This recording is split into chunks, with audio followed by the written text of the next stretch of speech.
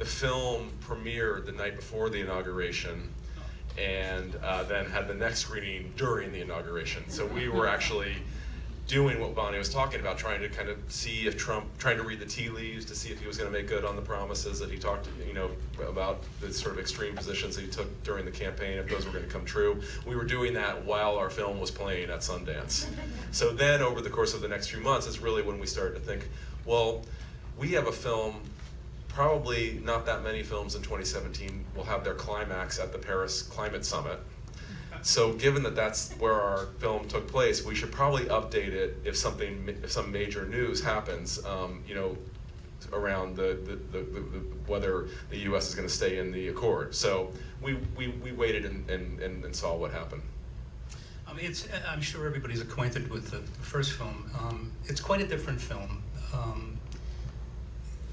Mr. Gore, they're not there when you wake up in the morning and when you go to bed at night, but they're there almost at every other moment. Yeah. Yeah. So how did you get? When I woke up in the morning, I'd check to see if they were. Wow. Yeah. I mean, that's quite. It must have been quite an adjustment. And were you on board at all? Yeah. Well, we became friends, and then we became really good friends. I mean, really and truly. And one of the big surprises for me of this whole cinema verite, constant film everything approach was when I saw the first rough cut.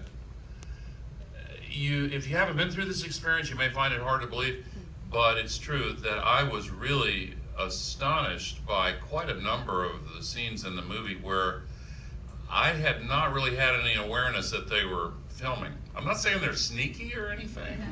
I mean, I'm really not. But the point I'm trying to make is that the way my mind works, maybe everybody's mind works, it's impossible to maintain constant awareness. Once you get used to it, they're there, and you just kind of forget about it a little bit. And especially when there are things going on that are emotionally intense, you don't have any brain space left over to say, by the way, be aware that the cameras are there and so forth. So I really and truly was astonished.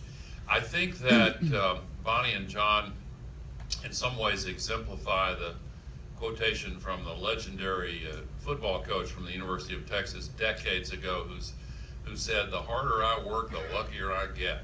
I mean, I can't imagine the volume of film that was left on the cutting room floor, and it's a good thing I didn't have Final Cut, because more of it would have been left on the